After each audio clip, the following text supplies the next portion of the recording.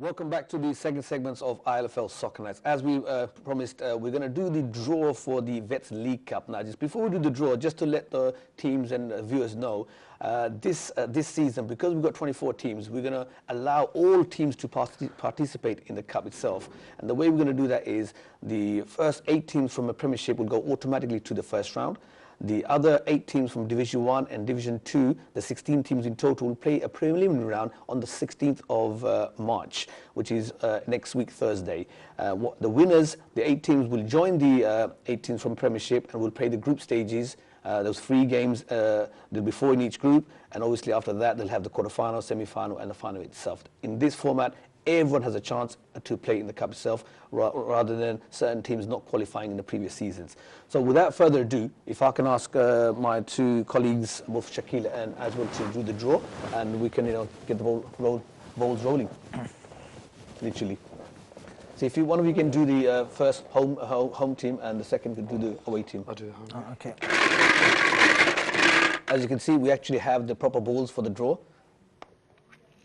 The first team, Shakil. First team is Riverside Vets. Riverside Vets. That's the Division 1 team. We'll be playing. Good luck, everyone.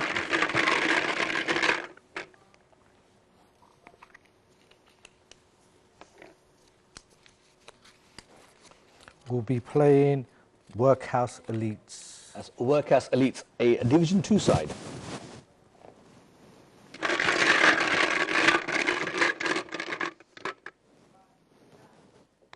second fixture, check your home team is.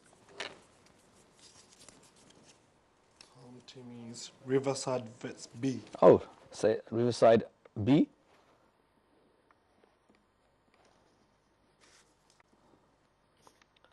Second division we'll be playing against.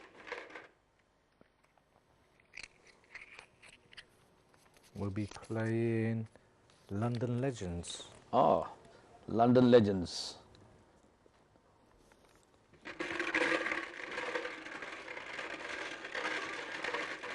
London Legends are another second division team, so obviously they're in the same group. The third fixture, Shakil, the home team is? Home team is Hawk and Eagle Vets. Hawk and Eagle, another Division 1 side. And they'll be playing against, hopefully it's not their B team. There is no restriction, so the A team and B team can play each other. Bowman B. Bowman Masters B, yeah? Bowman Masters B, I think they are now the league leaders of Division 2. The fourth tie. The next team is St. Catherine's. St. Catherine's.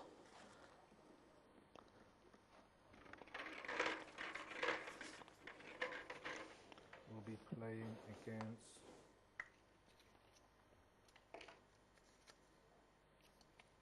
FC Bundu. FC Bundu, oh, that should be an interesting match. Both Division 1 side play each other. The fifth tie.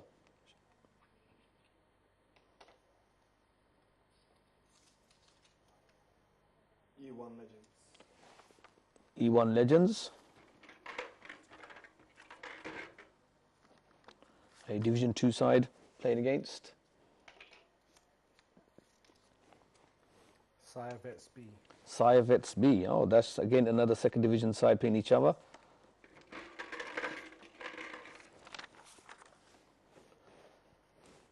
The sixth fixture.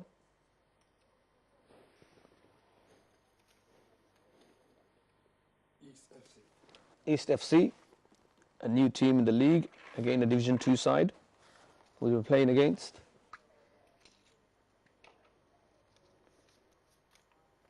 ELS Vets. Ah, ELS Vets.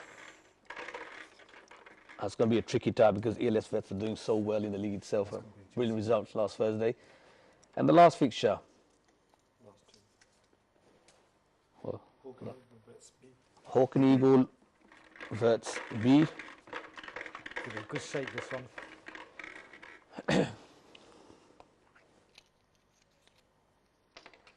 will be playing G7 FC. That should be interesting. A G7, yeah? Good luck to the Hawken Eagle meeting.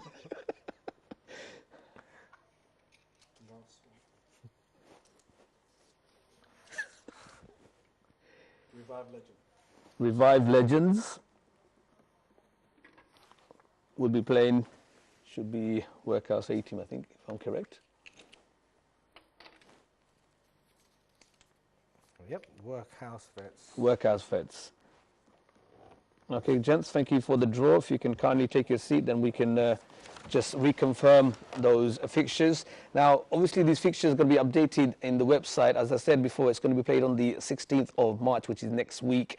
The winners will qualify to the next round, and there'll be another draw with the 8 teams from the Premiership. Just to reconfirm, its first fixture is Riverside Vets versus Workhouse Elite, Riverside Vets B versus London Legends, Hawken Eagle versus Bowman Masters B, St Catherine's versus FC Bondu, E1 Legends versus Asaya Vets B, East FC versus ELS Vets, Hawken Eagle B versus G7, and Revive Vets versus Workhouse. Those are the 8 fixtures. They will be on your website by tomorrow. So please look at the website to see your fixtures, the pitch location, and time of fixture, time of kickoff. There will be update on the system by tomorrow. Now, if we can go back to the Vets League, some of the Premiership, if I can show the screen on, show my slide on screen, the results of the Premiership division is Abu Hani losing 1-0 to London Tigers Vets, Bromley Legends draw 0-0 with Weavers Vets, Stepney Legends drew 1-1 with Bowman Masters, and Sire Vets losing 3-2 to Mohammedan Vets. I know, Shaq, you were there last week watching the Bromley Legends. They did surprisingly quite well this season. Not expected, but saying that, they are a big club. They've got a lot of history.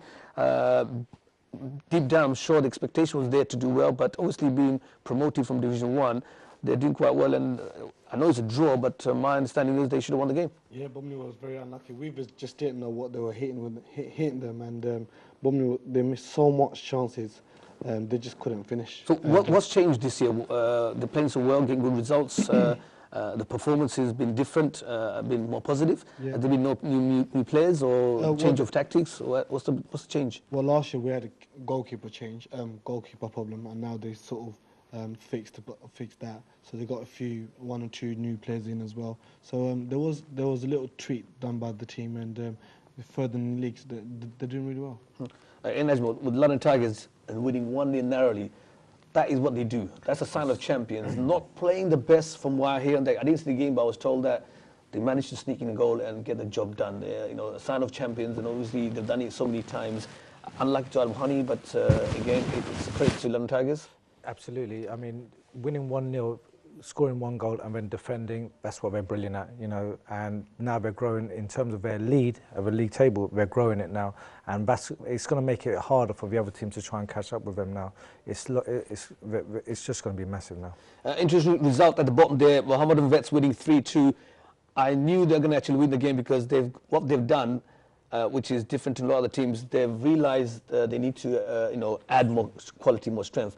And exactly what they did. Got 3 new players, and one of them I've seen him play before. He's a really good player, and obviously results shows that once you add quality and strength in your side, you can pull results, and a very convincing win, 3-2 against Sire Vets. And if you can have a look at the the first division results, G7 are losing 3-1 ELS Vets. We'll discuss a bit more on that one. St Catherine's and Revive Legends draw 1-1. Riverside Vets, again, it's a 1-1 draw with FC Bondu. Workhouse Vets and Hawken Eagle also draw 1-1. Now, just to come back to the results, G7, they haven't lost a game before this, and I was watching the game. ELS were in a different planet.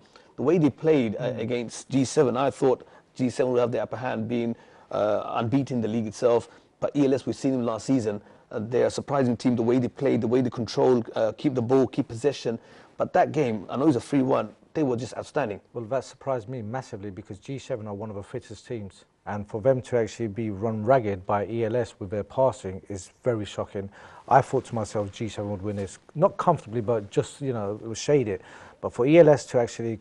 I think G7 got surprised, because I was shocked as well, to be honest, because I've seen G7, they are strong, they are fit, they are fast, they've got legs. Yeah. A lot of the vets team I see in the last 5-10 minutes, they're tired, but they one of the fittest, they can run all 40 minutes. And the youth they got, the quality got. But ELS, they've got something about them, the way they control, the way they want to pass and score those goals. It was fantastic watch. I think one of the best games last Thursday. When we played ELS, one thing I really admired about them is they play to their strengths. They know each other's players' games, and they play to that. They know what players are going to do. They've got a very tall striker up front as well. Very, very good player. You give him one or half a chance, he'll bury it.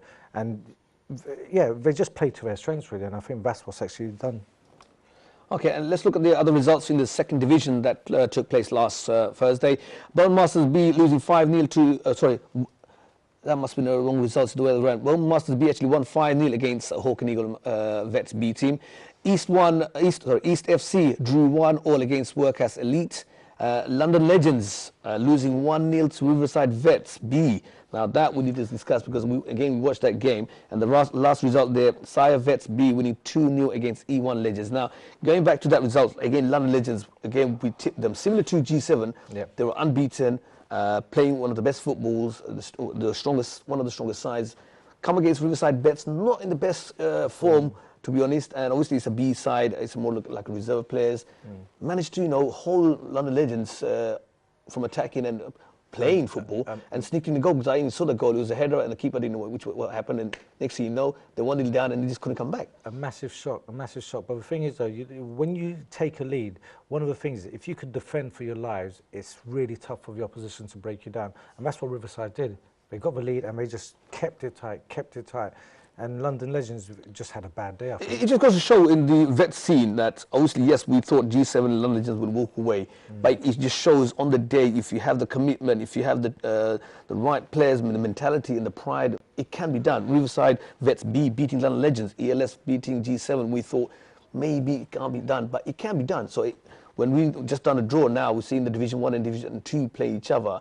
It gives them the belief that you know, the momentum that it can be done. Well, we were saying it's a long season. It's a long season. At the beginning, you could actually have a few good games. You know, well, a little run. So you've won 3 or 4 games, for example. But the rest of the season is still to come. So you can have a dip, and that's the problem. They are having a dip. The question is, how long is this dip going to last? Are they going to recover next week? If not, once you start going into a dip, I know Hawk and Eagle, it happened to us similarly. Once you go into a dip, it's very tough getting out of it. You know, unless they get out of it really quickly, you know, they could find themselves going down the league, really. Yeah. I know, Shaq, you were there last week, just to get a younger person's version. Obviously, a lot of action happening, 4 pitches, a lot of people, the car park gets full within 5 minutes. How are you finding the whole scene itself? It's brilliant to see the action, even the weather. This weather is really, really tough. It's really cold outside. To see even that rain and that strong wind, to see all that people is really encouraging. And the football they play, it's not all about the pace, it's all about tactical stuff and how to utilise what you have, your strengths, and it was brilliant. And there you have it, you know, the Vets League, it's ever popular, it's ever growing, it's demanding, it's passionate. If you are free on a Thursday on a Mabley Green between 8 p.m. to 10 p.m, there's fixtures in all 4 pitches. There's 24 teams in action every week. So if you're free, come down Mabley Green, 8 p.m. every Thursday. And obviously, we're coming to the end of the second segment. We will be discussing about the league tables. We'll look at that on the third segment, and we'll also be discussing other projects that are coming in the future from the ILFL and other organisations. So don't go away. Stay with us. We'll be back in a few minutes.